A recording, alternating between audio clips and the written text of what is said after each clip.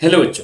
Let's read this question. In ideal gas, expand isothermally from a volume V1 to V2 and then compress to original volume V1. Adiabatically, initially pressure is P1, final pressure is P3, total work done is W. Then आइए बेटा, हमें इस question में दो process के बारे में बोला है कि आइडियल गैस से पहले एक्सपेंड करेगी, मतलब वॉल्यूम इंक्रीज होगा, आइसोथर्मली एक्सपेंड होनी चाहिए V1 V2 वॉल्यूम से बेटा, फिर वो कंप्रेस होगी और ओरिजिनल वॉल्यूम V1 तक वापस आएगी, बट कंप्रेस एडियाबेटिकली होगी। इनिशियल प्रेशर में P1 दिया है, फाइनल प्रेशर में P3 दिया है। देखिए बेटा, इसका ग्राफ बहुत ही इंपॉर्टेंट रहने वाला है हमारे आंसर के लिए। ये प्रेशर वॉल्यूम है। पहले हम गैस को एक्सपेंड कर रहे हैं, एक्सपेंड का मतलब वॉल्यूम का इंक्रीज होना, आइसोथर्मल इंक्रीज हो रही है, तो आइसोथर्मल ग्राफ ऐसा होता है।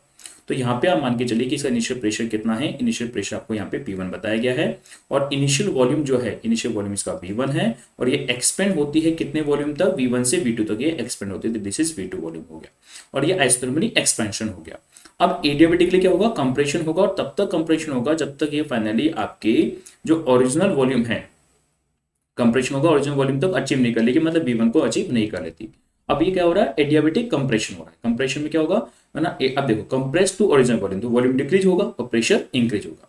तो बेटा फाइनली क्या हो रही है, कंप्रेस होती जा रही है, तो प्रेशर को इंक्रीज करेगी और ओरिजिनल वॉल्यूम तक कंप्रेस होती है, मतलब ग्राफ कुछ इस प्रकार से गया है और ये एडियाबेटिक ग्राफ है।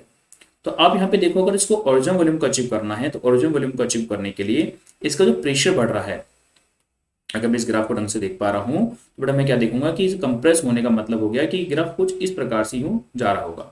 मतलब थोड़ा सा आप इसको एडियाबेटिक फॉर्म में बनाए, है ना। तो एडियाबेटिक फॉर्म में जो ग्राफ बनेगा वो इसी नेचर का होगा। इस प्रकार से ग्राफ आपका यहाँ पे एक्सपेंड होगा, इस प्रकार से।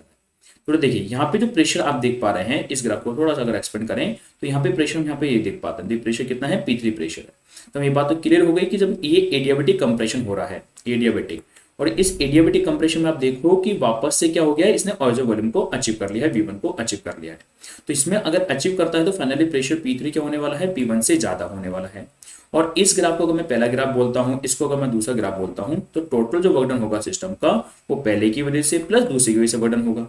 अब पहले ग्राफ का जो एरिया होगा, पीवी ग्राफ का जो एरिया होगा, area of PV graph work done होता है, तो वो क्या होने वाला है, देखो वॉल्यूम डिक्रीज हो रहा है, वॉल्यूम डिक्रीज तो वर्क डन नेगेटिव होता है।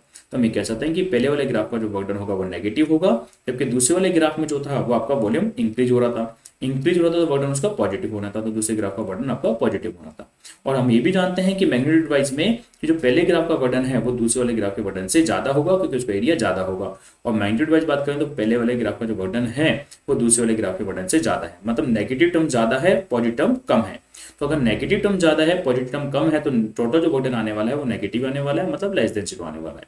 मींस P3 P1 से ज्यादा होगा, वर्क डन आपका नेगेटिव होगा, मतलब थर्ड ऑप्शन आपका एकदम करेक्ट हो जाता है। ओके प्यारे बच्चों, तो हमने कैसे सॉल्व किया, फर्स्ट ग्राफ में देखा वॉल्यूम डिक्रीज, तो इसका वर्क डन आपका नेगेटिव होगा। सेकंड ग्राफ में देखा वॉल्यूम इंक्रीज, तो इसका ग्राफ वर्क डन पॉजिटिव होगा, और इसका वर्क डन आपका ज्यादा होगा, इसका वर्क डन कम होगा। दोनों को जोड़ेंगे तो ज्यादा में से कम को माइनस करेंगे तो वैल्यू नेगेटिव आएगी, मतलब सिस्टम में वर्क डन फाइनली नेगेटिव होने वाला है। ओके बेटा, थैंक यू।